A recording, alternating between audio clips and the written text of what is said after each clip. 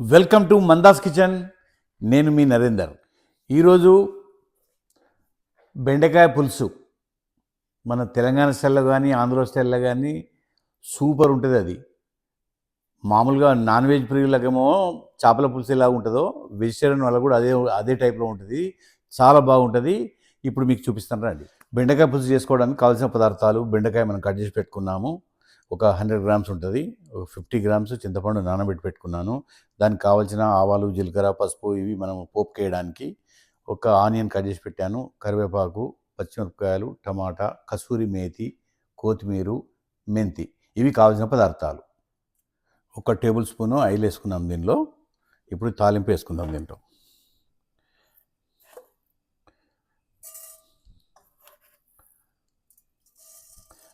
ఆవాలు, జీలకర్ర, కొంచెం పసుపు, మినపప్పు కూడా వేసాము స్టార్టింగ్లో. ఇవి గోలిన తర్వాత మంచి తాలింపు వేయగానే మంచి గుమగుమలాడుతుంది కదా. ఇప్పుడు పచ్చిమిరపకాయలు వేసుకున్నాము. పచ్చిమిరపకాయలతో పాటు కరివేపాకు కూడా వేసుకుందాం. కరివేపాకు,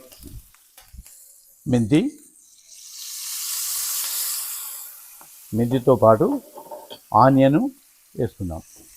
వీటిని మంచిగా ఆనియన్ కొంచెం బ్రౌన్ కలర్ వచ్చేంత వరకు దీన్ని వేపుకుందాం. ఇప్పుడు కసూరి మేతి వేస్తున్నాము. దీన్ని కొంచెం ఏంటంటే చేతిలో తీసుకొని బాగా నలిచి ఇట్లా పౌడర్ చేసి వేసేసుకుంటే ఈ నూనెలో దాని స్మెల్ అదిరిపోద్ది అన్నట్టు. ఇప్పుడు మొత్తం ఇదంతా మంచి కలర్ వచ్చింది కదా. ఇప్పుడు బెండకాయలు వేసుకుందాం దీనిలో.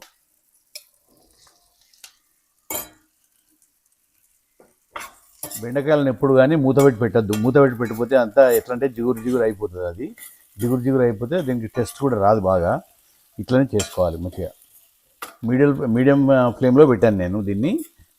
ఈ విధంగా దీన్ని కొంచెం దీన్ని ఉడికియాలి. కొంచెం ఉడికిన తర్వాత మళ్ళీ టమాటాలు వేసుకుందాం. ఈ బెండకాయ ఇప్పుడు కొంచెం ఉడుకుతుంది కదా. ఇప్పుడు దీని లోపల మనం సాల్ట్ వేసుకుందాం. సాల్ట్ వేసుకుంటే ఒక టీ స్పూన్ సాల్ట్ వేసుకుంటాం. సాల్ట్ నేను వేసాను, అంటే మనకు ఒక టీ స్పూన్ వేసాను నేను. అదే మీకు సరిపోయేంత మరి మీరు కూడా వేసుకోవచ్చు. ఎందుకంటే కొందరు ఎక్కువ తింటారు, కొందరు తక్కువ తింటారు కాబట్టి దాన్ని బట్టి కూడా మీరు వేసుకోవచ్చు. బెండకాయ ఇప్పుడు ఆల్రెడీ అయిపోయింది కదా. ఇప్పుడు దీనిలో మధ్యలో మనం కొంచెం టమాటాలు వేసుకుందాం. ఒక టమాటా వేసేసుకొని దీన్ని కూడా కలుపుకుందాం అంతా. చూసారు కదా, టమాటా కూడా ఉడికిపోయింది. ఇప్పుడు మనం దీనిలో చింతపండు మనం నానబెట్టి పెట్టుకున్నాం కదా, ఆ చింతపండును ఇప్పుడు అందులో వేసుకుందాం.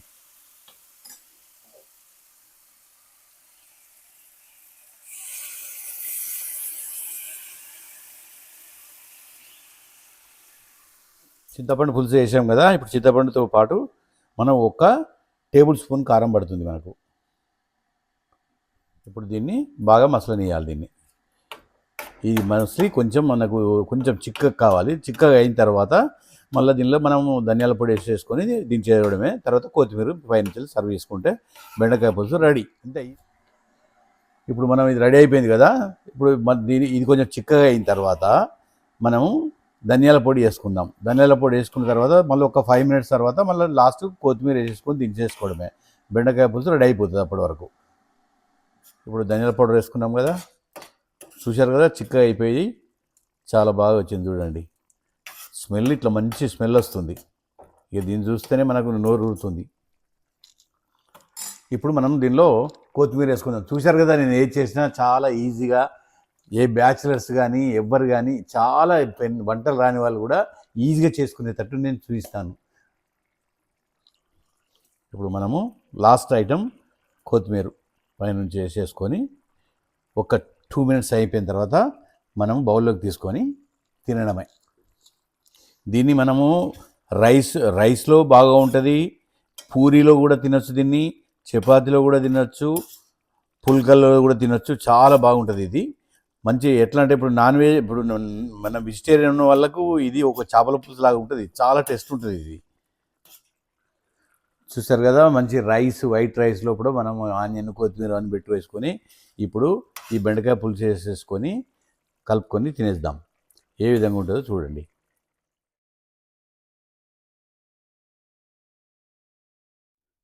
చూసారు కదా బెండకాయ పులుసు. ఇది ఇప్పుడు టెస్ట్ చేసి చూసి మీకు చెప్తాను నేను ఎలా ఉందో.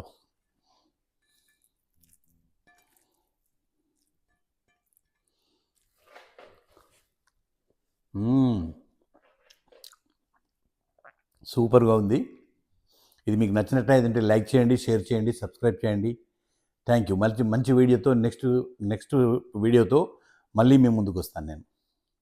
Until then sign up. నేను మీ నరేందర్.